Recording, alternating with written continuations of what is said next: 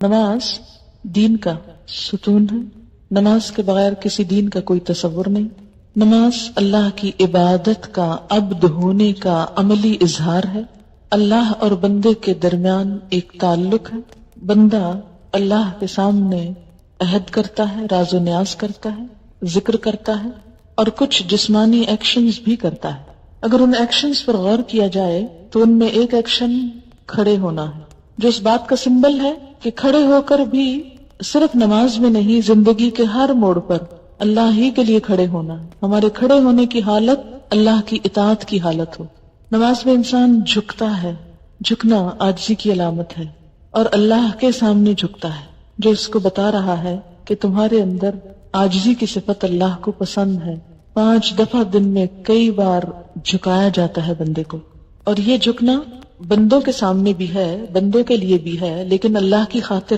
من تواضع للہ، اللہ کی خاطر بندوں کے ساتھ عاجزی، انکساری اور نرمی کا معاملہ کرنا تکبر کی نفی ہے.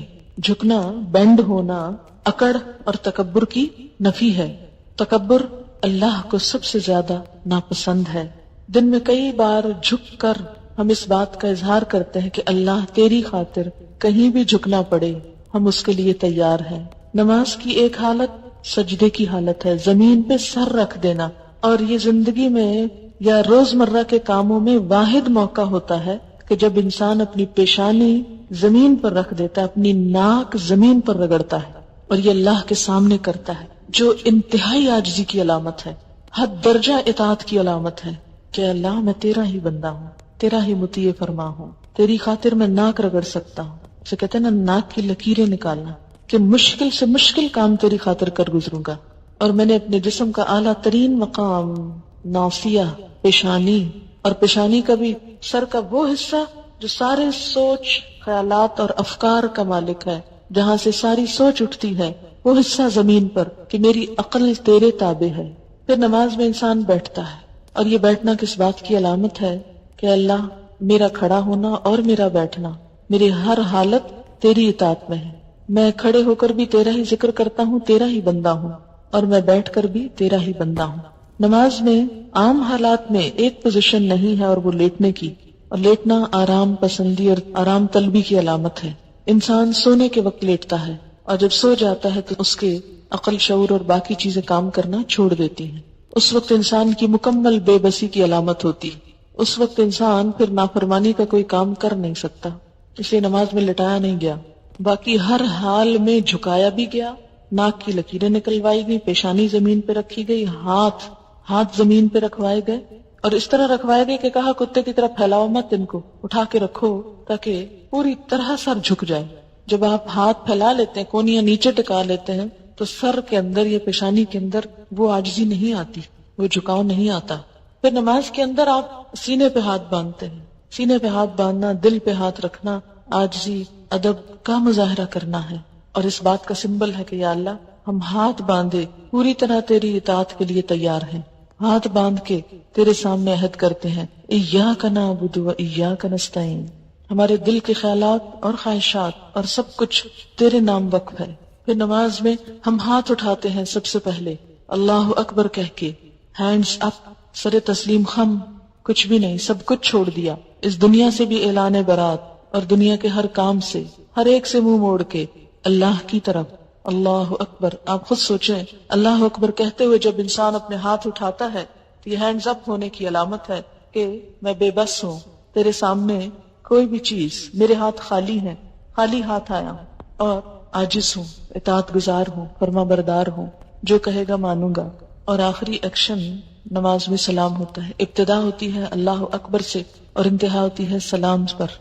سلام پر انسان کی گردن بھی موو کرتی، رائٹ اور لیفٹ، گویا تمام جسم اللہ کی اطاعت میں ایک دفعہ ہل چکا ہوتا ہے. اور جب انسان اپنی دائیں طرف سلام کرتا ہے تو پوری دنیا والوں کے لیے امن کا پیغام دیتا ہے، میسج دیتا ہے. بائیں طرف کرتا ہے تو پوری دنیا والوں کے لیے امن کا پیغام دیتا ہے، السلام علیکم، تم سب پر سلامتی ہو اور تم سب پر سلامتی ہو، میرے ہاتھ اور میرے زبان اور میرے اعمال سے تم سب محفوظ رہو. ایک نقطے پہ غور کیجئے، اللہ چاہتا تو یہ ایکشن کروائے بغیر یہ سب کچھ ہم سے کہلوا دیتا. لیکن آپ نے دیکھا ہوگا کہ بچوں کو بعض اوقات پوئمز پڑھوائی جاتی ہیں جو ویسے ہی رٹوا دی جاتی ہیں. اور بعض پوئمز ہوتی ہیں ایکشنز کے ساتھ. دونوں میں کیا فرق ہے؟ بہت بڑا فرق ہے. جب انسان جسمانی حرکات کے ساتھ کھڑے ہو کر، بیٹھ کر، سجدے میں جا کر، رکوع میں جھک کر، گردن موڑ کر، ہاتھ اٹھا کر اللہ کا نام لیتا ہے، تو گویا اپنے صرف زبان سے نہیں، صرف دماغ سے نہیں، صرف خیالات سے نہیں، اپنے جسم کے ساتھ، اپنے ایکشنز کے ساتھ یہ ثابت کر رہا ہے کہ وہ اللہ ہی کا بندہ ہے اور اللہ کی اطاعت میں ہر طرح سے سرگرم عمل رہے گا. پھر آپ دیکھیں کہ نماز میں چلنا نہیں ہوتا، چلنا منع ہے. نماز میں بولنا منع ہے. نماز میں کھانا پینا منع ہے. اس سے کیا پتہ چلتا ہے کہ یا اللہ تیری خاطر میں بھوک کی قربانی دے سکتا ہوں، تیرے لیے میں اپنی بھوک قربان کر سکتا ہوں. بولتا نہیں، بولنے کی خواہش بھی ایک بڑی شدید خواہش ہوتی، خصوصاً خواتین میں. چپ رہنا بہت مشکل ہوتا ہے، بولنا بہت پسندیدہ ہوتا ہے. تو نماز میں انسان بولنا منع ہے، بول نہیں سکتے.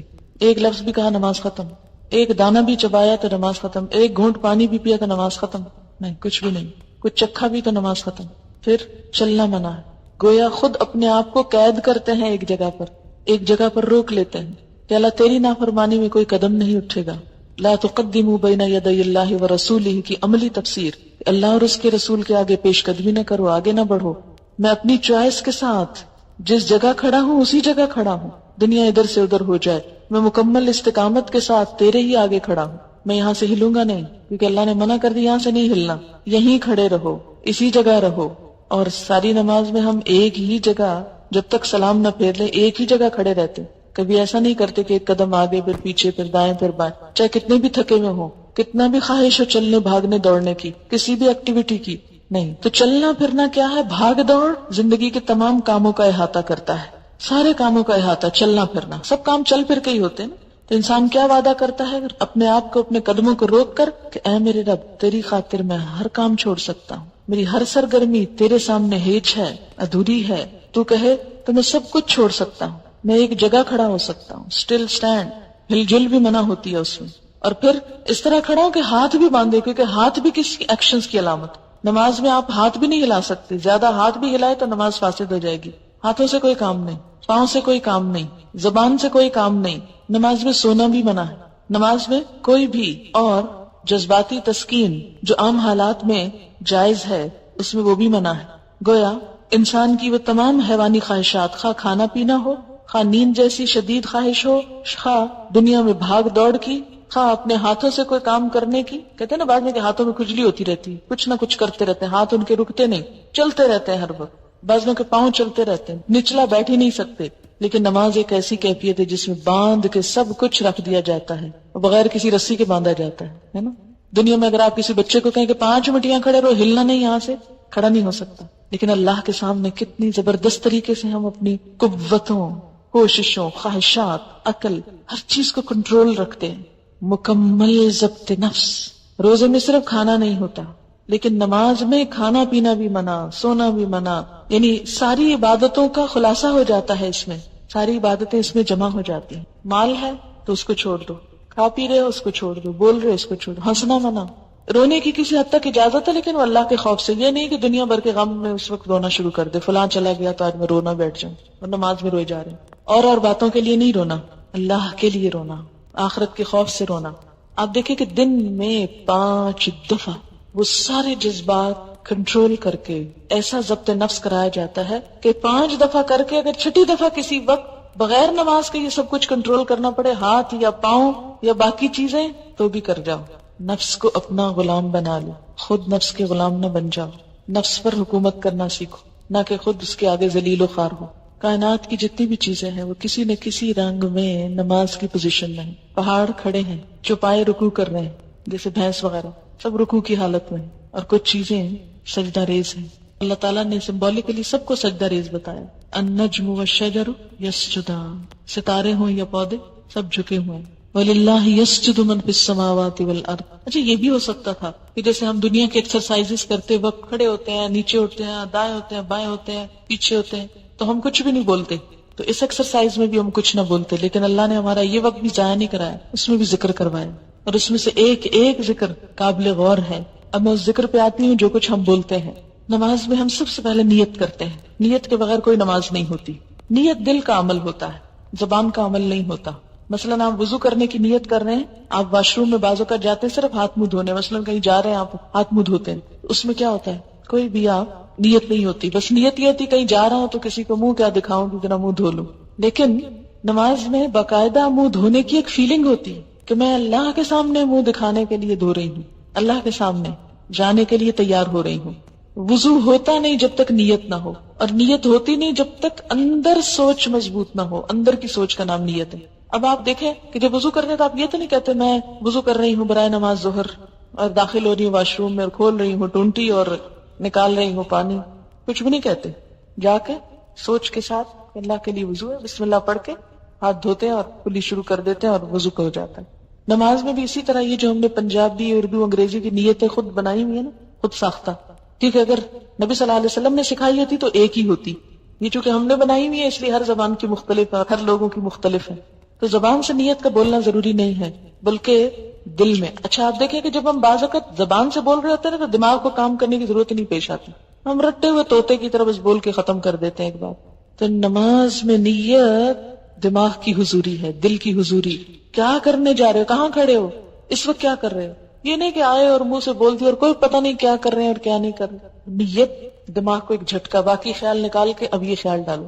اور آپ دیکھیں گے کہ عام طور پر ہاتھ منہ دھونے سے کیا ہوتا ہے اور وضو کرتے وقت کیفیت ہی کچھ اور ہوتی. نیت کے فرق سے عمل بدل جاتا ہے. انما الاعمال بالنیات، کیفیت بدل جاتی، دل کی حالت بدل جاتی.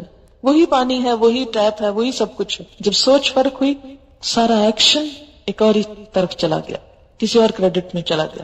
پھر اس کے بعد نماز میں کھڑے ہوئے اب سوچتے ہیں، دل میں دہراتے ہیں، اچھا کیا پڑھنے لگے، ظہر، فجر، عصر، کون سی نماز، فرض، سنت، کتنی رکعت، اتنی، ٹھیک ہے. کوئی کہنے کی ضرورت نہیں کہ منہ طرف خانے کعبے کے اور اس طرح کی چیزیں، کیونکہ جب تک آپ منہ طرف خانے کعبے کے کریں نا نماز تو ہوتی نہیں. اور بعض اوقات لوگ گاڑی میں پڑھ رہے ہوتے ہیں اور بول رہے ہوتے ہیں منہ طرف خانے کعبے کے، اللہ اکبر، رٹے رٹائے جملے.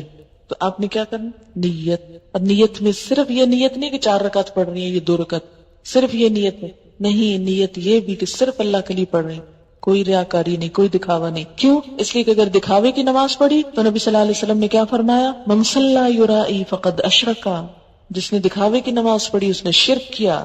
شرک فویل للمصلین، ہلاکت ہے نمازیوں کے لیے، نمازیوں کے لیے. الذین هم عن صلاتهم ساہون الذین هم یراؤون، وہ جو اپنی نمازوں سے غافل ہیں اور وہ جو دکھاوا کرتے ہیں. نماز میں بھی اور عام زندگی میں بھی. نماز ضبط نفس کی ایک ٹریننگ ہے، اور اگر دکھاوا ہے تو ضبط نفس کیا ہوا، خاک. اور پھر ہر جو سٹیپ ہے اس کو صحیح طریقے پر ادا کرنا، کیونکہ بدترین چوری نماز کی چوری ہے، سجدے اور رکوع ادھورے کرنا، جلد بازی میں کرنا، صرف کھڑے ہو کے بیٹھ کے اٹھک بیٹھک کر کے ختم کر دینا. It's not just a physical exercise, یہ کسی انسان کی بتائی ہوئی ایکسرسائز نہیں کہ آپ اس میں غلطی بھی کر لیں، اس میں نہیں ویسے ہم کرتے ہوتے، اس کو اتنا ہی جھکتے ہیں. مثلا اگر آپ نے ایروبکس کبھی کیے ہوں تو آپ کو پتا ہے کہ جتنا جس چیز کو بینڈ کرنے کے لیے کہا جاتا ہے اتنا ہی کرتے ہیں، اور جب تک اتنا آپ کر نہ جائیں آپ کی بات پوری نہیں ہوتی. آپ ادھورے کریں تو اس کا فائدہ ہی کچھ نہیں ہوتا. نماز میں کیا کہ اچھا پھر کیا ہوا اگر کم ہوا یا زیادہ، اتنی کیا ریجیڈیٹی ہے، نہیں، اس کا بھی وہ صحیح فائدہ نہیں ہوگا جب تک آپ ہر ایکشن جو ہے وہ سنت کے مطابق نہیں کریں گے. اب آپ نے بولنے کا کام شروع کیا، ہاتھ اٹھا کر اللہ اکبر، اللہ سب سے بڑا ہے، ہر چیز سے دستبردار ہوتا ہوں، ہر چیز سے خالی ہاتھ ہوں، صرف اس کی بڑائی کا اعلان کرتا ہوں. اللہ اکبر، کھول دیے ہاتھ، مٹھیاں بند کر کے اللہ اکبر نہیں ہو سکتی، ہاتھ کھولنے پڑیں گے. کھول دیے، کچھ بھی ہے گر گیا ہاتھوں سے، سب کچھ چھوڑ سکتا ہوں. اور جب ہاتھ اٹھاتا ہے نا انسان اللہ اوپر کرتا ہے تو بغلوں کے نیچے سے بھی سب کچھ گر جاتا ہے، کہیں بھی کچھ نہیں چھپا سکتا. اس طرح ہاتھ رکھے تو چھپا سکتا ہے. جب اللہ اکبر کہتا ہے انسان سب کچھ خالی ہو جاتا ہے، ہر چیز سے دستبردار ہو جاتا ہے، کچھ ساتھ چپکا ہوا نہیں رہ سکتا. نماز کی حالت میں کوئی بوجھ نہیں اٹھا سکتا. تو کیا ہوا آپ کا، اللہ اکبر، اللہ کی بڑائی کا اعلان، سب سے بڑا ہے تو، سب سے بڑا. دیکھیں کتنی دفعہ کہتے ہیں اللہ اکبر، کتنی دفعہ.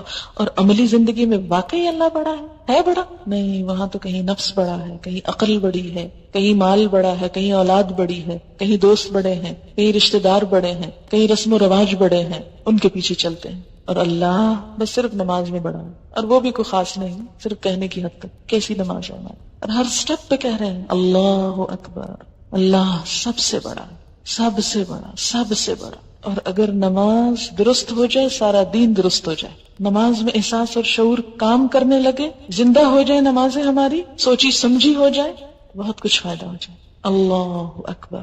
اور یہ کہہ کر انسان پھر ہاتھ باندھ لیتا ہے سینے پر اور دعا پڑھنے لگتا ہے. اس میں کئی ایک دعائیں سکھائی گئی ہیں، مثلا سبحانک اللہم و بحمدک و تبارک اسمک و تعالی جدک و لا الہ غیرک. پاک ہے تو اے اللہ اور آپ ہی کی حمد ہے، اور بابرکت ہے آپ کا نام، اور بلند ہے آپ کی شان، اور نہیں کوئی عبادت کے لائق آپ کے سوا. پاک ہے تو اے اللہ.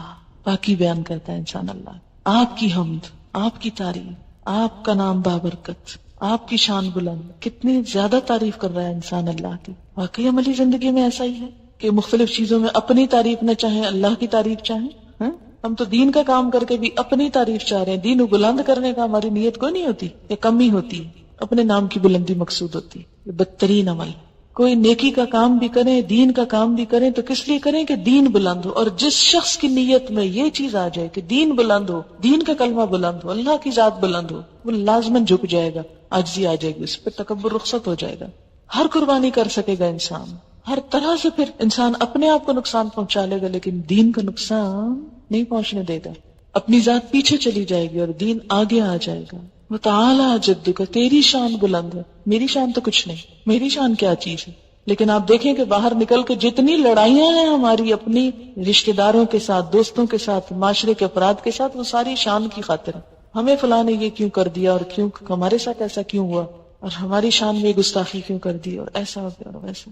جتنی تعلقات کی خرابی ہیں سب اس یہیں سے جڑ پھوٹتی ہے اس کی. تو جب انسان کہتا ہے تعالی جد کا، شان تو تیری بلند ہے، بلندی تو تیری ہے، ہم کیا چیز ہے. بندہ اور عاجز ہو جاتا ہے اور جھک جاتا ہے.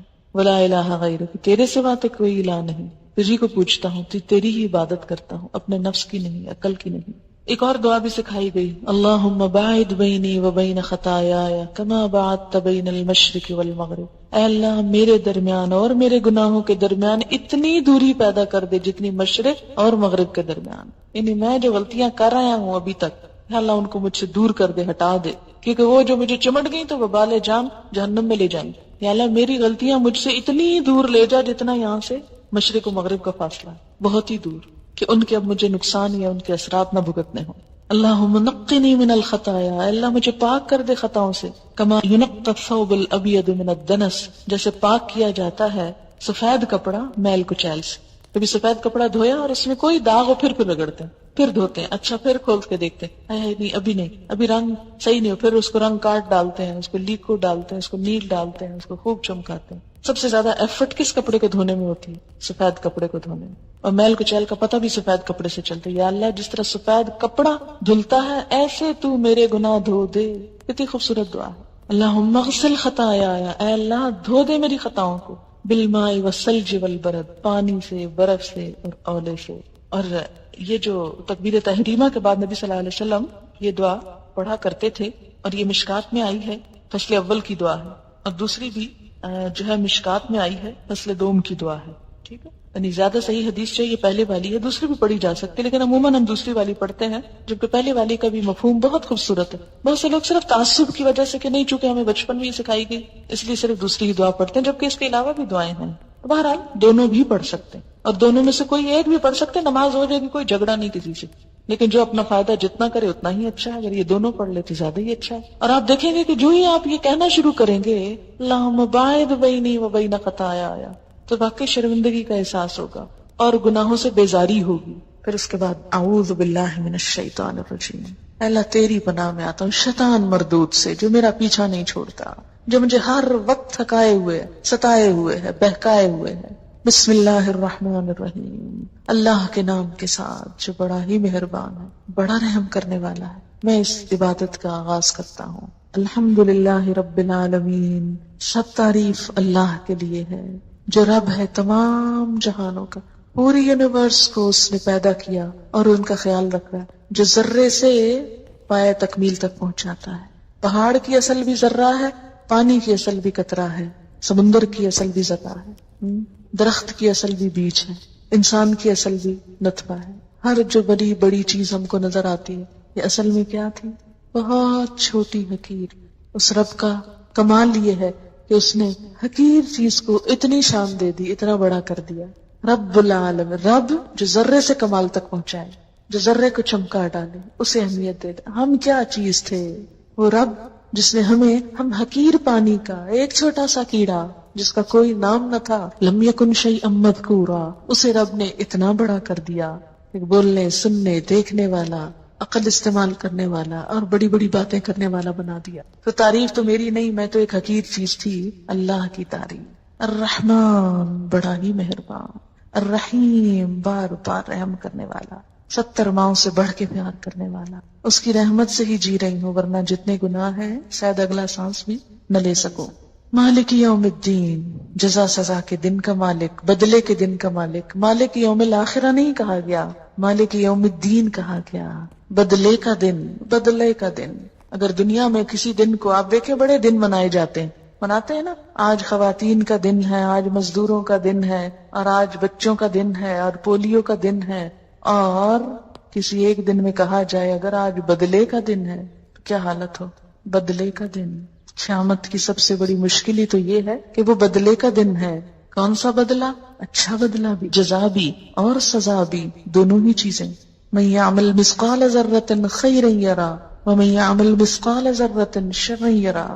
نیکی کا ذرہ بھی جا دیکھے گا انسان، اور برائی کی حالت بھی جا دیکھے گا۔ لا تخفی منکم خافیہ، کوئی چھپی ہوئی چیز چھپی نہ رہ جائے گی۔ وبرزوا للہ الواحد القہار، سب نمایاں عیاں ہر چیز سامنے آ جائے گی۔ وَأُرِدُوا عَلَىٰ رَبِّكَ صَفًّا، صف در صف پیش کر دیے جائیں گے۔ وَوُضِعَ الْكِتَابُ، کتاب رکھ دی جائے گی، اور انسان کہے گا مَا لِهَٰذَا الْكِتَابِ لَا يُغَادِرُ صَغِيرَةً وَلَا كَبِيرَةً إِلَّا أَحْصَاهَا۔ کوئی چھوٹی بڑی چیز اس کتاب نے نہیں چھوڑی مگر جس کو گن گن کے نہ رکھا۔ گنی ہوئی چیزیں، ایک ایک نمبر گنا ہوا۔ اس انسان کے اتنے ہزار جھوٹ، اس انسان کی اتنی غیبتیں، اس انسان کی اتنی گالیاں، اس انسان کی اتنا احصاء ہوتا ہے کسی چیز کو شمار کرنا، اسٹیٹسٹکس کے ساتھ کسی چیز کو پیش کرنا۔ اس انسان نے اتنے لاکھ دفعہ سبحان اللہ کہا تھا، اس نے اتنی نمازیں پڑھی تھی، اتنا قرآن پڑھا تھا، گنی ہوئی، حرف حرف گنا ہوا، کیونکہ ہر حرف پہ 10 نیکی ہے نا، اس لیے ہر حرف گن کے رکھا جائے گا وہاں۔ ایسے کمپیوٹرز ہیں کہ سوچ نہیں سکتا انسان، اس کی بنیاد پر پھر جزا دی جانے لگے، ذرہ ذرہ تول لیا جائے گا۔ فَأَمَّا مَنْ ثَقُلَتْ مَوَازِينُهُ فَهُوَ فِي عِيشَةٍ رَاضِيَةٍ وَأَمَّا مَنْ خَفَّتْ مَوَازِينُهُ فَأُمُّهُ هَاوِيَةٌ وَمَا أَدْرَاكَ مَا هِيَ نَارٌ حَامِيَةٌ۔ جس کے نام اعمال بھاری ہوں گے وہ دل پسندائش میں ہوگا، اور جس کے اس بدلے کے دن ہلکے ہو گئے وہ مصیبت میں مبتلا ہو جائے گا۔ اس کی ماں تو پھر خبر گیری کرنے والی حاویہ وہ جہنم ہوگی۔ تمہیں کیا پتا کہ کیا ہے، کھولتی آگ، ابلتی بھڑکتی آگ۔ ایاک نعبد، ہاتھ باندھ کے ہر نماز میں کھڑے ہو کر کئی دفعہ دن میں عہد، صرف تیری ہم عبادت کرتے ہیں، صرف تیری۔ وایاک نستعین، اور صرف تجھ سے ہم مدد چاہتے ہیں۔ اور عملی زندگی میں کیا کرتے ہیں؟ کبھی کسی پہ توقع، کبھی کسی پہ سہارا، کبھی کسی کا بھروسہ۔ جھوٹ کہتے ہیں جو نماز میں کہتے ہیں، اسی لیے تو نماز قائم نہیں ہو رہی۔ کسی بھی چیز کی بنیاد جب جھوٹ پر ہوتی ہے تو وہ قائم نہیں ہو سکتی، جھوٹ کے پاؤں نہیں ہوتے۔ تو جو شخص سچی نماز پڑھتا ہے پھر ہو نہیں سکتا کہ اس کی زندگی میں غیر اللہ شامل ہو جائے۔ ایاک نعبد، صرف تیری ہم عبادت کریں، وایاک نستعین، صرف تجھ سے مدد چاہتے ہیں۔ انسانوں سے کوئی مدد لینا، مثلا میں آپ سے کہوں کہ یہ پانی کا گلاس اٹھا کے نیچے رکھ دیں، یہ اس میں شامل نہیں ہوتا۔ کیوں؟ اس لیے کہ یہ اسباب کو اختیار کرنا اللہ تعالیٰ کی طرف سے اس کا حکم بھی ہے۔ اللہ نے قرآن پاک میں ایک بہت عادل بادشاہ ذوالقرنین کی صفت بیان کی کہ اس نے فَأَتْبَعَ سَبَبًا، بار بار آتا ہے کہ اس نے اسباب کی پیروی کے اسباب استعمال کیے۔ اللہ کی پیدا کی نعمتوں کو استعمال کرنا، یا کسی انسان سے مدد لینا، یا ظاہر میں کسی چیز کا تبادلہ کرنا، یہ منع نہیں ہے، یہ اس میں نہیں آتا۔ لیکن یہ سوچنا کہ کوئی شخص غیبی قوت کے ساتھ مدد کر سکتا ہے، بغیر وسائل کے ہماری مدد کر سکتا ہے، اپنی کسی خاص قوت کی وجہ سے کوئی کام کروا سکتا ہے جو مادی چیزوں میں نہیں، روحانی چیزوں میں، تو یہ شرک میں آ جاتا ہے۔ صرف اللہ سے مدد چاہتے ہیں، بھروسہ اللہ کی ذات پر۔ اہدنا الصراط المستقیم، پھر دعا مانگتے ہیں اللہ سیدھا راستہ دکھا۔ صراط الذین انعمت علیہم، ان لوگوں کا راستہ جن پر تو نے انعام کیا۔ یعنی ہر شخص سمجھتا وہ سیدھے راستے پہ جا رہا ہے، جبکہ دیکھنا یہ ہوگا کہ سیدھے راستے پہ جانے والے صحابہ کرام جو تھے، انبیاء علیہم السلام جو تھے، انہوں نے کیا کام کیے۔ غیر المغضوب علیہم، ان کا نہیں جن پہ تیرا غضب ہوا، ولا الضالین، اور نہ ان کا راستہ چاہیے جو بھٹک گئے۔ ایسے لوگ، جیسی قومیں جن پر تیرا غضب ہوا، جیسے یہود نے کام کیے، بنی اسرائیل نے کام کیے، یا اللہ ہم وہ نہ کریں۔ اور نصارہ نے جو شرک کیا اور جس طرح بگڑ گئے اور دین کی حدیں پھلانگ کے کہیں اور چلے گئے، اور جدید دور میں جیسے وہ سیکولرزم کی طرف مائل ہو گئے، ان کی اکثریت، سب بھٹکنے کی علامتیں ہیں. یا اللہ تو ہمیں ان سب بھٹکنے والی چیزوں سے بچا لینا. دن میں 5 دفعہ اور پھر کہتے ہیں آمین، اے اللہ تو سن لے اور تو قبول کر لے. یہ ایک طرح سے دعا ہے. اب آپ دیکھیں کہ نماز میں ہم اللہ کو کیا دے رہے ہیں، خود ہی مانگے جا رہے ہیں. تھوڑی سی تعریف کرنے کے بعد مانگنے پہ آ جاتے ہیں، مانگنا شروع کر دیتے ہیں. پھر بھی احسان جتاتے ہیں کہ ہم نماز پڑھ رہے ہیں. نماز، وہ تو اللہ ہمارے ساتھ بھلا کر رہا ہے. اللہ تعالیٰ نے ہمارے ساتھ بھلائی کی، ہم بھلا کیا کر رہے ہیں؟ کچھ بھی نہیں کر رہے. پھر اس کے بعد قرآن کا کچھ حصہ، فَاقْرَؤْا مَا تَيَسَّرَ مِنَ الْقُرْآنِ فَاقْرَؤْا مَا تَيَسَّرَ مِنْهُ وَرَتِّلِ الْقُرْآنَ تَرْتِيلًا. جیسے سورۃ مزمل میں آتا ہے یا ایھا المزمل قم اللیل الا قلیلا نصفہ وانقص منہ او زد علیہ ورتل القرآن ترتیلا. آہستہ آہستہ ترتیل کے ساتھ قرآن کو پڑھنا نماز میں. اس سے یہ پتا چلتا ہے کہ زندگی کے ہر روز میں نماز میں قرآن کا کچھ نہ کچھ حصہ ضرور پڑھا جاتا ہے. تو گویا انسان اور قرآن لازم و ملزوم. عموماً لوگ صرف قل هو اللہ پہ گزارا کرتے ہیں. کھانے میں تو ہم ایسا نہیں کرتے کہ صرف ایک چھوٹی سی چیز پہ گزارا کریں، ایک ہی کھانا روز کھاتے جائیں، ایک ہی لباس روز پہنتے جائیں. لیکن نماز میں ہم کیا کرتے ہیں کہ ہم ایک ہی قل هو اللہ پڑھے جاتے ہیں. تو نماز میں کوشش کریں کہ نبی صلی اللہ علیہ وسلم کے جو مسنون صورتیں تھی مختلف نمازوں میں پڑھا کرتے تھے وہ پڑھیں. اگر وہ یاد نہیں تو کم از کم اتنا تو قرآن پڑھیں کہ جس کو قرآن پڑھنا کہا جا سکے، نہ کہ صرف یہ کہ خانہ پوری. اور پھر جب آپ نماز میں قرآن پڑھیں گے اور سمجھ کر پڑھیں گے اور سمجھ کر سنیں گے، نماز کی حالت میں قرآن کا پڑھنا اور سننا ایک اور ہی لطف دیتا ہے، ایک اور ہی مزہ دیتا ہے، ایک اور ہی حیثیت رکھتا ہے. اور سب سے زیادہ ثواب بھی اس قرآن کے پڑھنے کا ہے جو نماز میں پڑھا جاتا ہے. اس لیے خوش قسمت ہے وہ لوگ جنہیں حفظ و قرآن اور وہ نمازوں میں اس کو حاضر کریں، اور جن کو نہیں وہ اس کے لیے کچھ نہ کچھ کوشش کریں. اور آپ سب کے لیے میں یہ کہوں گی جو لوگ اب فارغ ہو کے جا رہے ہیں، ہمارے پچھلے سال کی ایک اسٹوڈنٹ تھی، ان کا جب کورس ختم ہو رہا تھا تو بہت اداس تھی، جیسے اکثر لوگ اداس ہوتے ہیں اس موقع پر. لیکن انہوں نے اپنی اداسی کو اور اس خلا کو کہ میں اب روز اتنا قرآن سنتی اور پڑھتی تھی، اب ایک دم میری زندگی میں خلا آ جائے گا، اتنا قرآن کے ساتھ تعلق، پھر کیا ہوگا؟ میرے پاس تو وقت ہے اور مجھے اس کے ساتھ تعلق قائم کرنا ہے. تو انہوں نے ایک بڑی اچھی بات سوچی، اور وہ یہ تھی کہ وہ کہنے لگی کہ میں نے اپنے اس غم اور اس اداسی کو ایک پریکٹیکل چیز میں بدل لیا. میں نے کہا کہ میں قرآن کا کچھ حصہ یاد کروں گی. اور ویسے بھی ہمارے کورس میں 30واں پارہ زبانی یاد کرنا ہوتا ہے، جو عموماً ہم طالبات کو کھلی چوائس دیتے ہیں کہ کورس ختم ہونے کے بعد گھر جا کر یاد کر کے کسی بھی وقت سال میں آ کے سنا دیں. تو 30واں چونکہ ہماری طرف سے لازم تھا، تو انہوں نے کیا کیا، جاتے ہی قرآن پاک چھوٹی چھوٹی صورتوں کے ساتھ یاد کرنا شروع کر. اب وہ کہتی تھی کہ جس طرح میں پہلے دن میں 10 دفعہ سبق ترجمے سے یاد کرتی تھی، اب میں نے کیا کیا، 10 نہیں 20 دفعہ ایک ایک آیت پڑھتی تھی. جب آیت یاد ہوتی پھر 2 آیتیں ملا کے 20 دفعہ کرتی. پھر اسی طرح پہلے یہ ہوتا کہ جب کوکنگ کر رہے ہیں تو قرآن پڑھ رہے ہیں، تو اب بھی میرا روٹین ہوتا تھا کہ اس وقت بھی قرآن پڑھ رہے ہیں. کہتی ڈرائیونگ کر رہی ہوتی تھی تو لائٹس پہ گاڑی رکتی تھی تو فوراً قرآن اٹھاتی اور سورت کو یاد ویسے پڑھتی رہتی. اور پھر کیا کرتی، تھوڑی سی جہاں سے بھولتی وہاں سے سپارہ دیکھ کے یاد کرتی. پھر کہتی کہ میں نے ایک حافظہ کا بندوبست کیا کہ جو مجھ سے سنتی تھی، کیونکہ میں سمجھتی تھی کہ اب اتنا زیادہ ہو گیا کہ میں خود سے نہیں کر سکی. قرآن سنانے سے ہی زیادہ یاد ہوتا ہے، غلطی نکلتی ہے تو پتہ چلتا ہے کہ کہاں کھڑے. کہتی پھر اس کے سنانے کا بندوبست کیا. اور اس طرح وہ جو مجھے ڈر تھا کہ گیپ آ جائے گا، کہ قرآن کے ساتھ اتنی اٹیچمنٹ ہو گئی تھی اور اتنا اچھا سال گزرا تھا، تو اس میں فرق نہیں پڑا. پھر 30واں ہم نے لازم کیا تھا، اس میں جب انہوں نے سنایا تو کوئی غلطی نہیں تھی، 100 کے 100 نمبر تھے ان کے. پھر اس کے بعد انہوں نے کیا کیا، خود اپنے اون پہ 29واں بھی، کیونکہ بچے ان کے بڑے ہیں، 2 ہیں، بڑے ہو چکے ہیں، کتنا گھر کا اتنا خاص کام نہیں.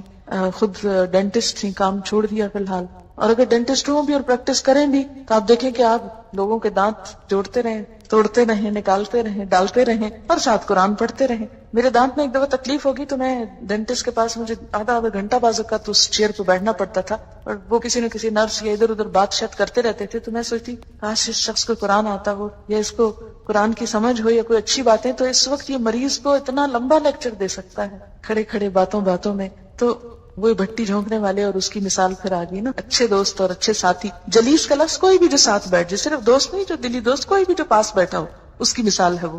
تو اس طرح جیسے ابھی اب دعائیں آپ کو سکھائی جائیں گی نئے لوگوں کو جو سیکھ چکے ہیں، اس میں بھی ہم یہ دعا مانگتے ہیں نا کہ ورزقنی تلاوتہ آناء اللیل وآناء النہار، مجھے اس کی تلاوت کی توفیق عطا کر رات کی گھڑیوں میں اور دن کی گھڑیوں میں. یعنی جب آپ قرآن آپ کو یاد ہو جاتا ہے تو پھر کیا ہوتا ہے، کھڑے چلتے بیٹھتے اٹھتے پھرتے آپ کچھ نہ کچھ یاد کر لیتے ہیں. پھر اس کو یاد رکھنے کا طریقہ یہ ہے کہ نمازوں میں آپ اس کو پڑھیں، اور جس کے لیے یہاں بات ہو رہی ہے کہ نماز کے اندر اس کو دہرایا جائے. اور اس میں یہ ہے کہ جیسے ظہر کی نماز کے لیے ایک صورت رکھ لیں, ایک عصر کے لیے رکھ لیں, پھر مغرب کے لیے, اور اس طرح آپ کی نماز میں کنسنٹریشن خود بخود آنے لگے گی جب قرآن ورائٹی کے ساتھ آپ پڑھیں.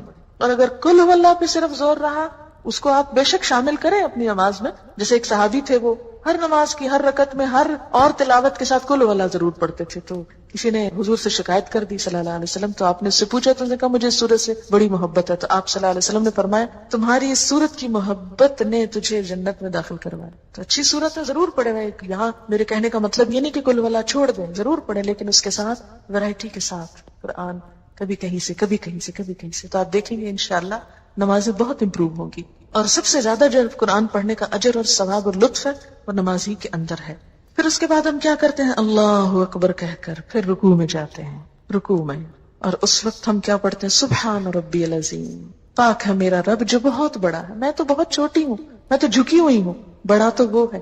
عملی طور پہ اپنے آپ کو پریکٹیکلی فزیکلی اپنے آپ کو بینڈ کر کے, اور پھر انسان اللہ کی عظمت کی بات کرتا ہے, سبحان ربی العظیم. اور یہاں پر ایک دعا بھی پڑھی جاتی ہے, سبحانک اللہم ربنا وبحمدک اللہم اغفر لی. اور یہ دعا بھی نبی صلی اللہ علیہ وسلم سے ثابت ہے. یہ پہلی دعا اور دوسری دعا یہ دونوں ہی مشکات سے ہیں. پہلی دعا جو ہے مشکات کی فصل اول سے, اور دوسری فصل دوم سے. اچھا, فصل اول سے کیا مراد ہے, اس میں کیٹیگری ہے. جو سب سے زیادہ صحیح حدیثیں ہیں وہ فصل اول میں ہے, جو ذرا کم ہے کسی بھی لحاظ سے تو وہ سیکنڈ کیٹیگری میں. پھر تیسری میں کچھ ضعیف حدیثیں بھی شامل ہیں اس میں. تو یہ جو دعا ہے سبحانک اللہم ربنا وبحمدک اللہم اغفر لی, یہ پہلے درجے کی دعاؤں میں سے ہے. اس کو بھی پڑھ سکتے ہیں. اور اس کا معنی کیا ہے, پاک ہے تو اے اللہ, اے ہمارے رب, اور تعریف تیرے ہی لیے. اللہ میاں مجھے بخش دے, میں تیرا عاجز بندہ, تو میری بخشش کر. ہم یوں بھی کر سکتے ہیں, 3 دفعہ سبحان ربی العظیم پڑھ کے چوتھی دفعہ یہ پڑھ لیں, یا 2 دفعہ یہ پڑھ لیں, جیسے آپ چاہیں. اس میں اوپن چوائس ہے.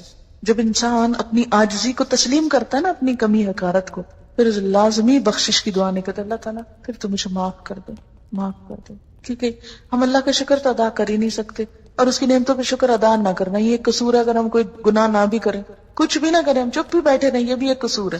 اللہ نے زبان دی سے اس کے ذکر میں کیوں نہیں استعمال کیا. بہرحال پھر اس کے بعد ہم رکوع سے اٹھ جاتے ہیں, اور اس وقت پھر اٹھتے اٹھتے اللہ کی تعریف کرتے ہیں. سمع اللہ لمن حمدہ ربنا ولک الحمد حمدا کثیرا طیبا مبارکا فیہ. سن لیا اللہ نے جس نے اس کی تعریف کی, جس نے اللہ کی تعریف کی, اللہ نے اس کی بات سن لی.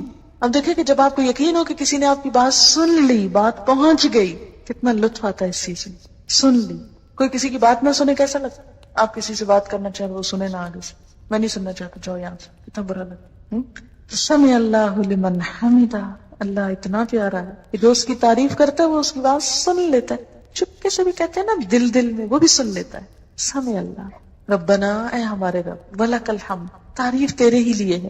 پھر تعریف, اور کیسی تعریف, حمدن کثیرن, بہت زیادہ تعریف, طیبن, پاکیزہ تعریف, اچھی تعریف, مبارکن فی, بابرکت. یہ جو دعا پڑھی ہے میں نے آخر میں, یہ بھی فصل اول کی دعاؤں میں سے مشکات کی. یہ جو دعا حدیث میں آتا ہے کہ نبی صلی اللہ علیہ وسلم نماز پڑھا رہے تھے کہ سلام پھیرنے کے بعد آپ نے پوچھا کس نے یہ دعا پڑھی ہے. کسی شخص نے پیچھے سے محبت میں آ کے یہ پڑھی تھی. آپ نے فرمایا میں نے 30 سے زیادہ فرشتوں کو اس دعا کی طرف لپکتے دیکھا کہ وہ اسے اٹھانا چاہتے تھے. اتنی بڑی نیکی تھی کہ ایک سے ایک آگے بڑھ کے اس کو اٹھانا چاہ رہا ہے. یہ نیک عمل ہم لے کے جائیں گے اللہ تعالیٰ کے پاس. بالکل ایسے ہی جیسے کسی کو پھول پیش کرنے تو ہر ایک کی خواہش ہوتی ہے میں پھول پیش کروں. کیوں؟ کیونکہ پھول پیش کرنے میں بھی کیا ہوتا ہے, ایک آنر ہے نا. تو فرشتوں کو بھی نیک بندوں کی نیکی اٹھا کے لے جانے اور پیش کرنے میں ایک آنر ہوتا ہے ان کے لیے. تو میں پیش کروں گا, ہم اس کو لے کے جائیں گے, اس نیک عمل یہ ہمیں دے دے. اچھی چیز ہر کوئی لینے اور اٹھانے کو تیار ہوتا ہے نا. اتنی خوبصورت دعا, حمدن کثیرن طیبا مبارکن فیہ, بہت تعریف, بہت زیادہ تعریف. جب انسان کسی سے بہت محبت کرتا ہے نا تو کہتا ہے بہت بہت اچھی چیز, بہت زیادہ اللہ میں کی تعریف, حمدن کثیرن, بہت اچھی والی تعریف, طیبن, مبارکن, بہت برکت والی, بہت برکتیں ہوئے اس میں, مبارکن فیہ. یہی برکت کیا ہوتا ہے, نشو نما, بڑھوتری, اتنی تعریف کہ جو بڑھتی چلی جائے, زیادہ سے زیادہ ہوتی چلی جائے, کہیں رکے ہی نہ, ختم ہی نہ ہو. حد کر دیتا ہے انسان تعریف میں, اور یہ وہی کر سکتا ہے جو اللہ سے واقعی محبت رکھتا ہو. پھر انسان سجدے میں آتا ہے, سر زمین پہ رکھ دیتا ہے. عام حالات میں آپ دیکھیں اگر نماز کے علاوہ کوئی کسی کو کہے اچھا ذرا زمین پہ سر رکھو, کتنا مشکل کام ہے نا. عام حالات میں تو کوئی چیز گر جائے تو ہم کہتے ہیں اچھا فلاں نے ذرا پکڑاؤ یہ گری ہوئی چیز, ہم اس سے نہیں نیچے ہوا ہے, اتنا مشکل ہے. لیکن اللہ کی خاطر محبت میں زمین پہ جا پڑتا ہے انسان, اور سر رکھ دیتا ہے، ناک رگڑتا ہے اپنی، کیونکہ ناک نہ لگے تو سجدہ نہیں ہوتا، پورا جھکاؤ سر کی طرف ہوتا ہے، ساری عقل کو لا کے ذلیل کرتا ہے اللہ کے سامنے، یا اللہ یہ سر کیا چیز ہے، یہ سوچے کیا چیز ہے، تیرے سامنے تو کوئی کچھ نہیں، کوئی حجت بازی نہیں. اور کیا کہتا ہے، سبحان ربی الاعلی، میں ہوں حقیر و ذلیل لیکن پاک ہے میرا رب جو اعلی اور الاعلی سب سے زیادہ بلند ہے. میں اس وقت سب سے نچلی پوزیشن میں ہوں اور میرا رب سب سے زیادہ بلند ہے. سبحان ربی الاعلی. اور اس وقت انسان پھر کیا کرتا ہے، وہی دعا دوبارہ پڑھ سکتا ہے، سبحانک اللہم ربنا وبحمدک اللہم اغفر لی. حدیث میں آتا ہے کہ بندہ سجدے کی حالت میں اللہ کے سب سے زیادہ قریب ہوتا ہے، سب سے زیادہ قرب کی حالت ہے. واسجد واقترب، سجدہ کرو قریب ہو جاؤ. اس وقت اللہ کی بڑائی بیان کرتا ہے انسان، اور اسی لیے سجدے کی حالت میں کی ہوئی دعا قبول ہوتی. اور اس وقت انسان بخشش کی دعا مانگ لے، اللہم اغفر لی، تو اس سے بڑھ کر اور کوئی خوبی نہیں، کوئی بھلائی نہیں. پیک پہ ہوتا ہے انسان اپنی عاجزی کے اور مانگنے کے اور قربت کے اور دعا کے قبول ہونے کے. ہر چیز اپنی انتہا کو. یہاں سے کیا ہوا، یعنی کھڑے ہو کے جو نماز شروع کی تھی، سجدے میں پہنچ کے اپنی ٹاپ پہ پہنچ گئی، عاجزی کی انتہا ہو گئی، تعریف کی انتہا ہو گئی، دعا کی انتہا ہو گئی، اور انتہا کے اللہم اغفر لی، بخشش ہو جائے. عام زندگی میں بھی یہی ہماری سوچ ہونی چاہیے کہ یا اللہ تو بخش دے، بس بخش دے. بخشے گئے تو سب کچھ مل گیا، اور اگر بخشش نہیں کچھ بھی نہیں. پھر کیا کرتے ہیں، بیٹھ جاتے ہیں، اللہ اکبر، ہر سٹیپ پہ اللہ اکبر. اب جب بیٹھتے ہیں پھر ایک دعا سکھائی گئی، اور وہ دعا کیا ہے، اللہم اغفر لی، پھر بخش دے. بخشش پہ اینڈ کیا تھا سجدے میں، اٹھ کے پھر بخشش مانگتے ہیں، یہی منتہا. اللہم اغفر لی، اے اللہ مجھے بخش دے، ورحمنی، اور مجھ پہ رحم کر. رحم بھی اللہ کو جب ہی آئے گا نا جب قصور معاف ہوں گے. آپ کسی سے توقع رکھ سکتے ہیں کہ کوئی آپ کے ساتھ بھلا کرے جبکہ اس کا دل آپ کی طرف سے میلا ہو، یا وہ آپ سے ناراض ہو، یا آپ نے اس کو ستایا ہوا ہو؟ کیسے بات کرتے؟ نہیں، پہلے بخشے جائیں گے تو پھر ہی رحمت ہوگی. اللہم اغفر لی ورحمنی. اور کیا، واہدنی. یہ دعا کی ترتیب دو مختلف روایتوں میں فرق ہے، میں اس ترتیب سے جو یہاں لکھی ہوئی پڑھتی ہوں. وجبرنی، میری مجبوری دور کر دے، میرا نقصان پورا کر دے. ورفانی، اور مجھے بلند کر دے. میں ہوں حقیر، بلند تو ہی ہے، تو مجھے بھی اپنے نام کے ساتھ بلند کر دے. واہدنی، اور مجھے ہدایت دے، راہ دکھا. وعافنی، عافیت دے، صحت دے. ورزقنی، رزق دے. دین معتدل دین ہے، دنیا اور آخرت دونوں کی بھلائیاں مانگنی سکھائی گئی. پھر دوبارہ سجدہ، اللہ اکبر، پھر وہی عاجزی، پھر وہی مغفرت کی دعا، پھر اللہ اکبر، اور اسی طرح دوسری رکعت، اور پھر التحیات. اب بیٹھ جاؤ، بیٹھ کے پڑھو. اب ہم اس میں اپنی مرضی نہیں کر سکتے کہ یہ دعا سجدے میں پڑھ لو، سجدے کی بیٹھ کے پڑھ لو، بیٹھ کے پڑھنے والی کھڑے ہو کے پڑھو. کھڑے ہو کے کیا پڑھوایا، سورۃ الفاتحہ. بیٹھ کے کیا پڑھوایا، التحیات اور درود شریف. التحیات للہ، سب اچھے کلمات، سب تحفے، سب درود اور وظیفے، سب کچھ للہ، اللہ کے لیے. میرے سارے اذکار، میری سارے دعائیں، میرے سارے اچھے جذبات، میرا سب کچھ میرے رب کے لیے، للہ. التحیات، تحیہ کا لفظ ہے نا، بڑا جامع لفظ ہے، ایک لفظ میں ترجمہ ہو ہی نہیں سکتا اس کا. تحیہ تحفے کے لیے بھی آتا ہے، ہدیے کے لیے، دعا کے لیے بھی آتا ہے، اچھے جذبات کے لیے. اللہ تعالیٰ میرا سارا مال بھی تیرا، میری ساری دعائیں بھی تجھ سے، میرے سارے جذبات بھی تیرے لیے، میرا سب کچھ تیرے لیے. التحیات للہ، التحیات للہ، تحیہ والصلوات، سب دعائیں، سب عز و نیاز، والطیبات، سب پاکیزہ چیزیں، سب پاکیزہ کلمات، سب پاکیزہ رزق، سب کچھ اللہ کے نام. التحیات للہ والصلوات والطیبات، سب کچھ تیرا ہی تیرا، سب تیرے لیے، میرا تو کچھ بھی نہیں.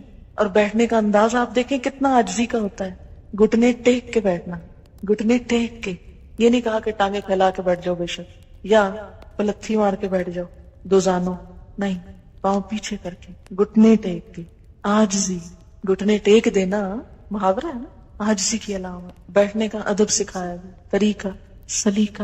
اور پھر ہاتھ گھٹنوں پہ رکھ دو، یہاں سینے پہ نہیں رکھوائے گئے کہ سینے پہ رکھ کے گھٹ. اب دیکھیں کتنی عجیب حالت ہوتی نا اگر ہم بیٹھے اس طرح ہوتے اور ہاتھ سینے پہ ہوتے. ہاتھ بھی وہیں رکھو، کتنا ڈسپلن، کتنی عاجزی، کتنی خوبصورت پھر پوزیشن بن جاتی. ہاتھ گھٹنوں کے اوپر رکھو، انگلیاں ڈھیلی چھوڑ دو. اچھا ایک یاد رکھیں، ساری نماز کی ہر پوزیشن میں اکڑنا نہیں، کھینچنا نہیں. خشوع، آواز میں بھی خشاعت الاصوات، پوزیشن میں بھی ڈھیلا پن، عاجزی، نرمی، انکساری. کیوں؟ اس لیے کہ قد افلح المؤمنون الذین هم فی صلاتهم خاشعون. اور خشوع کا سب سے پہلا ذریعہ جسم کا ڈھیلا پڑ جانا. اور آپ دیکھیں گے کہ جب جسم ڈھیلا ہوگا اور ٹینشن نہیں ہوگی آپ کی، ایک تو ویسے ٹینشن ریلیز ہوگی، اور دوسرا یہ کہ روح سے الفاظ نکلیں گے پھر. کیونکہ جب ہم کھچے ہوتے ہیں نا تو کچھ انرجی ہماری ادھر بھی لگ رہی ہوتی کھچاؤ میں، تو جب وہ ساری انرجیاں ادھر سے بچا کے ایک جگہ کانسنٹریٹ کر لیتے ہیں اللہ کے لیے، ریلیکس ہو کر پوری طرح ایک ہی چیز دماغ میں ہوتی ہے اور دل میں. التحیات للہ والصلوات والطیبات، کتنی خوبصورت.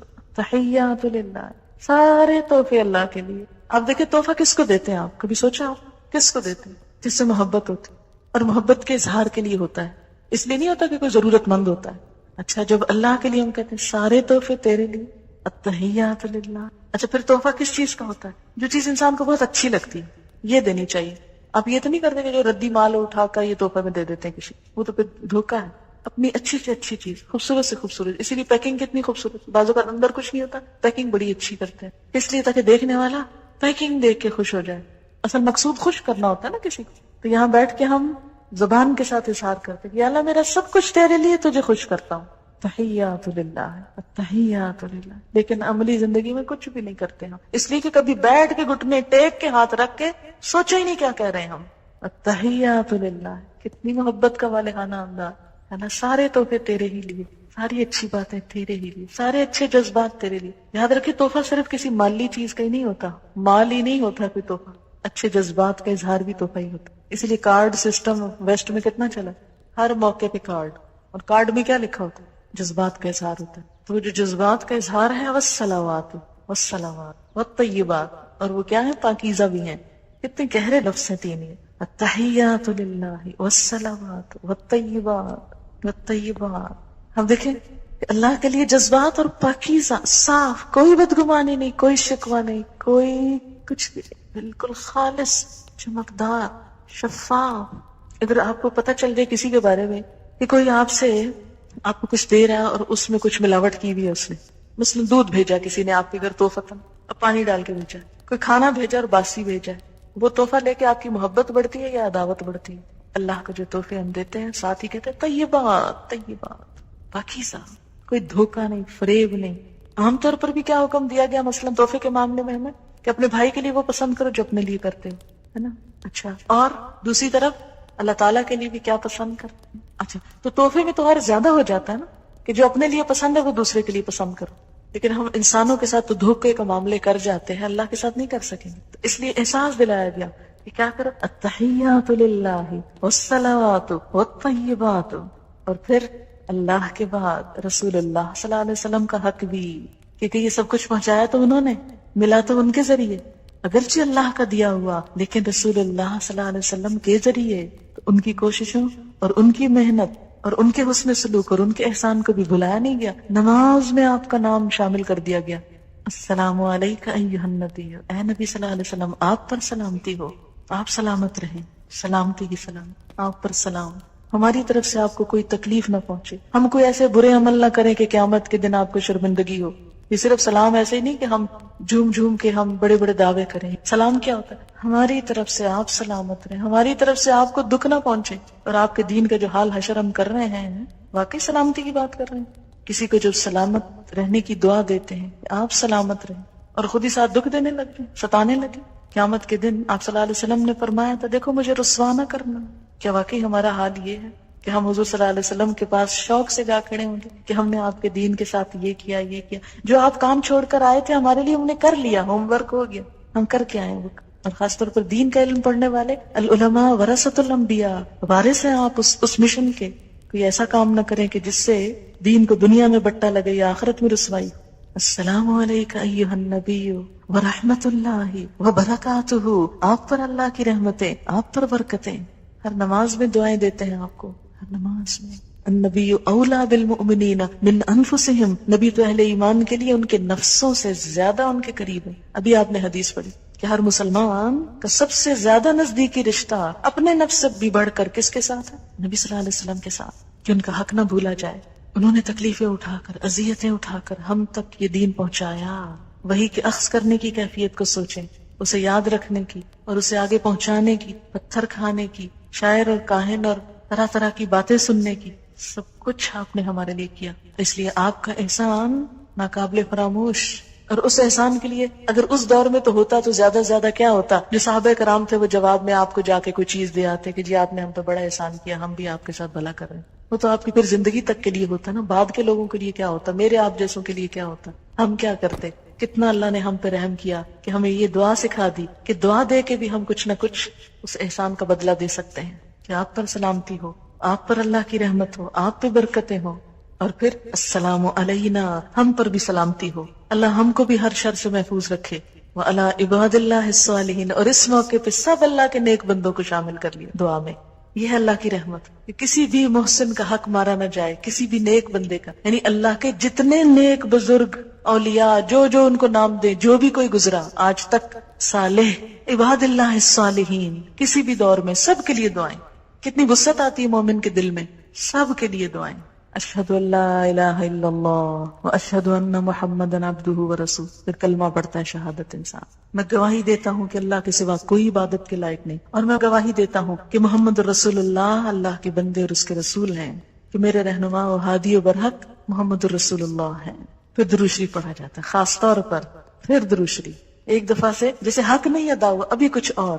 اللہم صلی علی محمد, اے اللہ رحم و کرم فرما محمد صلی اللہ علیہ وسلم پر, وعلی آل محمد, اور آپ کی آل پر, اور آل میں سب ان کی امت شامل ہو جاتی. کما صلیتا, جیسا کہ تو نے رحم و کرم فرمایا, علی ابراہیم, ابراہیم علیہ السلام پر, وعلی آل ابراہیم, اور آل ابراہیم علیہ السلام پر. اللہ کے دوست تھے نا ابراہیم علیہ السلام. اب بعض لوگ کہتے ہیں یہ کیوں آیا درود شریف میں کما صلیتا, کیا حضرت ابراہیم بڑے ہو گئے پھر حضور سے؟ دیکھیں ایک تو کمپیئر نہیں کرنا چاہیے. دوسری بات یہ کہ چونکہ وہ آپ سے پہلے آئے تھے زمانی اعتبار سے, تاریخی اعتبار سے, اور ان پر بڑی برکتیں اور رحمتیں ہو چکی تھی, اور وہ اللہ کے دوست تھے. اتخذ اللہ ابراہیم خلیلا, اللہ نے ان کو دوست بنایا. فرشتے بھیجے جب قوم لوط کی طرف, اور وہ حضرت ابراہیم علیہ السلام کے پاس بیٹے کی خوشخبری دینے کے لیے آئے, تو اس وقت آپ کو یاد ہوگا کہ ان کی بیوی نے جب تعجب کا اظہار کیا کہ میرا بچہ کیسے ہو سکتا ہے, میں تو بوڑھی بانجھ ہوں. آپ کو یاد ہوگا کہ اس وقت انہوں نے ان کو کتنے خوبصورت الفاظ میں خراج تحسین پیش کیا, اور اس وقت انہیں کہا کہ اللہ کی رحمتیں اور برکتیں ہوں آپ پر اے اہل بیت. تو یہ اللہ تعالیٰ نے حضرت ابراہیم علیہ السلام کے احسانات کے بدلے میں ان کو اتنا بڑا مقام دیا, اور چونکہ اس سے پہلے ان کو دیا جا چکا تھا اس لیے اس کا بطور مثال ذکر کیا گیا. کما کا مثال کے لیے آتا ہے, جیسے پہلے ہو چکا ایسے ہی اب آپ محمد صلی اللہ علیہ وسلم کے ساتھ بھی کریں. اور پھر انک حمید مجید, بے شک آپ تعریف کے لائق ہیں, بزرگ ہیں.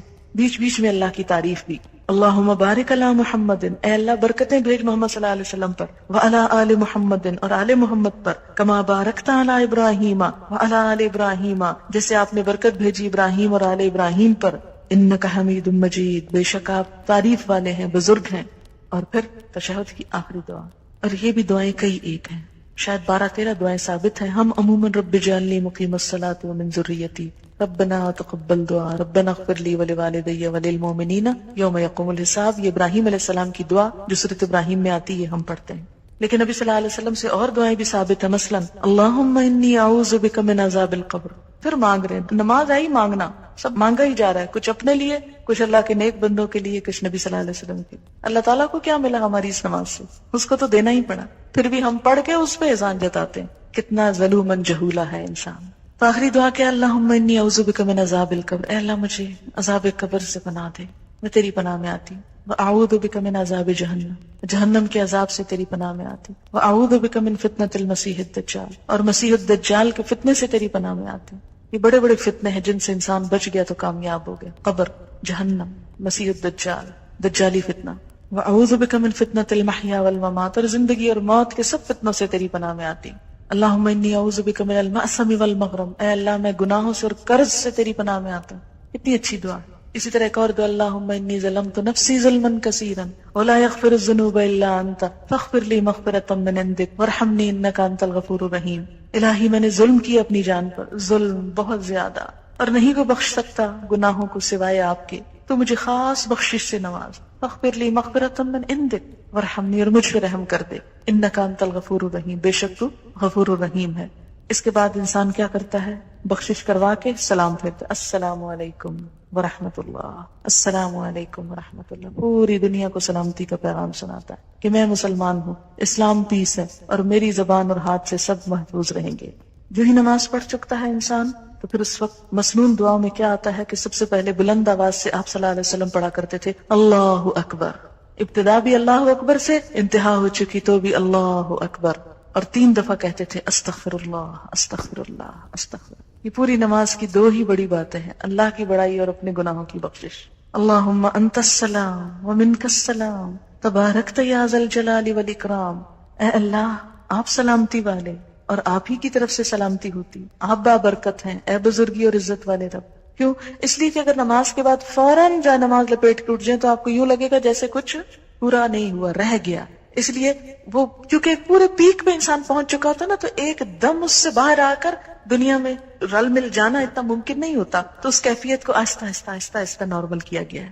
نماز شروع ہوتی وضو کے ساتھ، تیاری، پریپریشن کہ اللہ کے پاس جا رہے، ملاقات، اور اس بات کا احساس کہ اللہ کے پاس ایک دن قیامت کے دن اسی طرح آ کے ملنا ہے. 5 دفعہ تجربہ کروایا جاتا ہے دن میں اللہ کے سامنے کھڑے ہونے کا اور سب کچھ چھڑوا دینے کا. حشر کے میدان میں بھی سب کچھ چھوٹ جائے گا اور ایک اللہ کے سامنے جا کے کھڑا ہونا. اور وہ کیفیت کیا ہوگی؟ صرف ایک دفعہ اگر کبھی سوچ لینا نماز میں سب مستی اور کسبل نکل جائے اور پوری خشوع آ جائے نماز کے اندر کہ قیامت کے دن بھی ایسے ہی اللہ کے سامنے کھڑا ہونا. آج بھی کھڑا ہوں، کیسے کھڑا ہوں؟ اللہ کے سامنے کھڑا ہوں.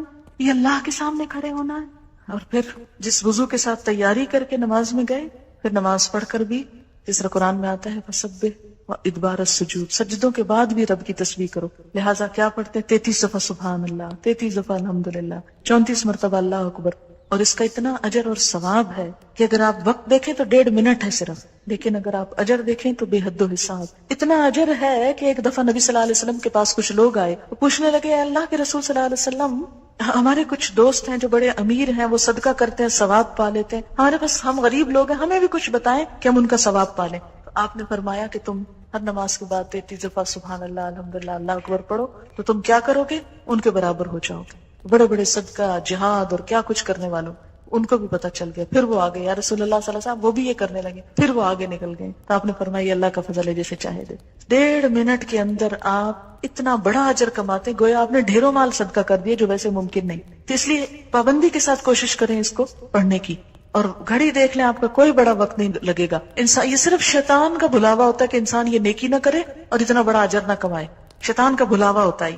لہٰذا وہ کہتا ہے وہ دیکھو وہ کام، وہ دیکھو وہ کام، وہ بھی ہے وہ بھی ہے، وہ چھوڑو پھر کر لینا، چلتے پھرتے کر لو، اٹھو اٹھو یہاں سے. کیونکہ نماز کے بعد اللہ کی رحمت متوجہ ہوتی ہے، دعا مانگنے کا وقت ہوتا ہے. کچھ اور جو ہم عربی میں نماز کے اندر نہیں مانگ سکے اب باہر مانگ رہے ہیں، لیکن شیطان کہتا ہے کسی طرح نہ ہی مانگے تو اچھا، محروم ہی اٹھ جائے. اس لیے آپ دیکھیں گے کہ وہ وقت بڑا تلخ اور سخت ہوتا ہے اور اکثر لوگ ورغلا لیے جاتے ہیں. اسی لیے فرض نماز کے بعد جو آیت الکرسی ہے اس کا بھی بڑا اجر ہے کہ جو پڑھے گا وہ اس کے بعد فوت ہو جائے سیدھا جنت میں. لیکن آپ نے فرمایا یہ صرف انبیاء، صدیقوں اور شہیدوں کو یہ صفت ملتی ہے، ہر کوئی نہیں اس کی پابندی کر سکتا. کیوں؟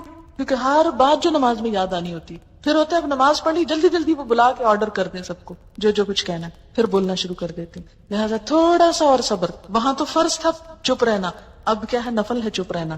ہم کہتے ہیں یہ کون سی مجبوری ہے، پابندی ہے، اب تو بول لو خیر ہے، بول لیں، لیکن وہ نماز کی پوری ڈوز نہیں آئے گی، وہ پوری کیفیت نہیں طاری ہوگی. اس لیے تھوڑا سا صبر اور، لیکن یہ آپ کا بائی چوائس ہے، اب آپ کی مرضی ہے آپ صبر کریں یا نہ کریں. لیکن جو کر جائے وہ اب وہ وقت ہے پھل توڑنے کا، اب وہ وقت ہے نتیجہ لینے کا، دعا مانگنے کا. اس وقت میں اگر آپ گئے چھوٹ گیا تو رہ گیا.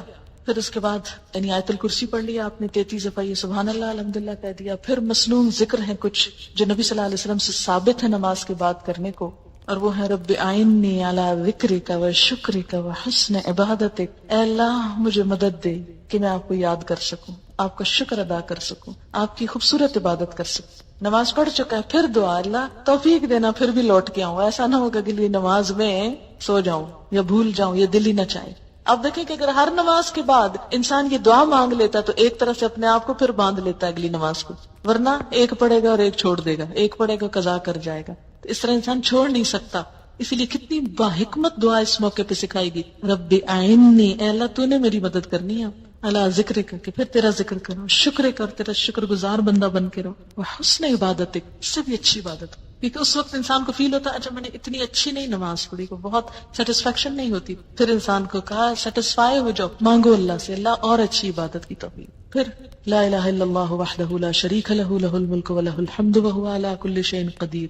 اللہم لا مانع لما آتیت ولا معطی لما منعت، بس تجھ سے مانگتا ہوں، کوئی روک نہیں سکتا اگر تو نے دے دیا، اور کوئی دے نہیں سکتا اگر تو نے روک دیا، سب سے بے نیاز، سب سے کٹ کر صرف تجھ سے۔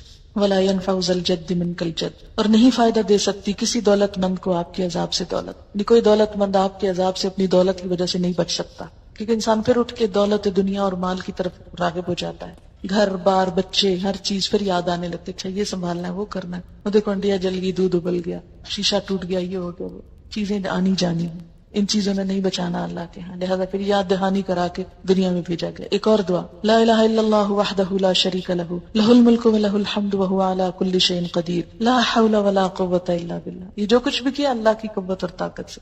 لا الہ الا اللہ ولا نعبد الا ایاہ لہ النعمہ ولہ الفضل ولہ الثناء الحسن لا الہ الا اللہ مخلصین لہ الدین ولو کرہ الکافرون۔ یہ خوبصورت دعا ہے، اللہ کے سوا کوئی معبود نہیں، وہ اکیلا ہے، اس کا کوئی شریک نہیں، اسی کی بادشاہی ہے، وہی سزاوار حمد و ثنا ہے، وہی ہر چیز پر قادر ہے، نہیں ہے طاقت نقصان سے بچنے کی اور فائدہ حاصل کرنے کی مگر اللہ کے ساتھ، نہیں ہے کوئی معبود مگر اللہ، اور ہم صرف اسی کی عبادت کرتے ہیں، نعمتیں پہنچانا اور فضل کرنا اسی کا کام ہے، اسی کے لیے اچھی تعریف، نہیں ہے کوئی عبادت کے لائق مگر اللہ، اسی کے لیے ہماری اطاعت اگرچہ کافر برا مانے۔ اور آیت الکرسی جو ہر فرض نماز کے بعد ہے، آپ نے فرمایا جو ہر نماز کے بعد آیت الکرسی پڑھے اسے بہشت میں داخل ہونے سے سوائے موت کی کوئی چیز نہیں روکتی، گویا جنت کا دروازہ کھل گیا اس کے لیے۔ اور بعض روایات میں قل ھو اللہ پڑھنے کا بھی ہے، سورۃ الاخلاص کا بھی۔ اور جب نماز سے اٹھ رہے ہوں آپ تو آپ صلی اللہ علیہ وسلم 3 دفعہ فرماتے تھے سبحان ربک رب العزت عما یصفون وسلام علی المرسلین والحمد للہ رب العالمین۔ اٹھتے اٹھتے مصلی لپیٹتے ہوئے یہ دعا پڑھ لی جاتی ہے، لگتا ہے جیسے اب سیٹسفیکشن ہو۔ نماز کے اندر تو مین میل ہے، لیکن جو بعد میں ہے یہ کیا ہے؟ جیسے آپ کھانے کے بعد تھوڑا میٹھا لے رہے ہیں، سونف کھا رہے ہیں، کہوہ پی رہے ہیں، اور کرتے کرتے پھر چھوٹتا ہے آپ سے وہ سب کچھ، ورنہ ایک دم ابرپٹلی اگر کھانا چھوڑ کے بند کر دیں یا پانی نہ پیئیں یا کچھ چھوٹی چھوٹی چیز آخر میں نہ لیں تو کیا ہوتا ہے؟ وہ لگتا ہے کہ ابھی کچھ رہ گیا ہے۔ تو اس طرح آپ کی نماز جو ہے مکمل ہوتی ہے، اس عہد و پیمان کے ساتھ آپ 5 دفعہ دنیا میں واپس لوٹتے ہیں۔ اگر یہ نمازیں باشعور ہو جائیں تو زندگی سیدھی ہو جائے۔ یقیمون الصلاۃ، آپ نے نماز کو قائم کیا، اللہ آپ کو قائم کر دے گا نیکی پر۔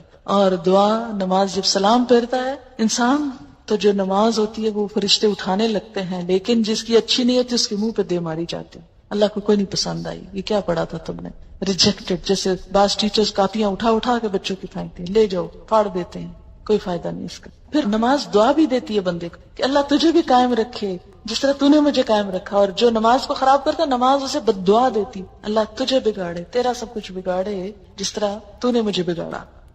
کچھ سوال ہیں ان کے میں جلدی سے جواب دیتی ہوں۔ نماز ختم کرنے سے پہلے سورۃ البقرہ کی آخری آیات اور حشر کی آیات پڑھنا جائز ہے؟ ذکر میں آپ جو کچھ بھی پڑھیں، لیکن یہ مسنون نہیں ہے، مسنون وہی ہے جو میں نے آپ کو بتا دی ہے۔ اس کے علاوہ آپ اردو پنجابی میں اپنی دعا مانگ سکتے ہیں، جو بھی آپ کریں۔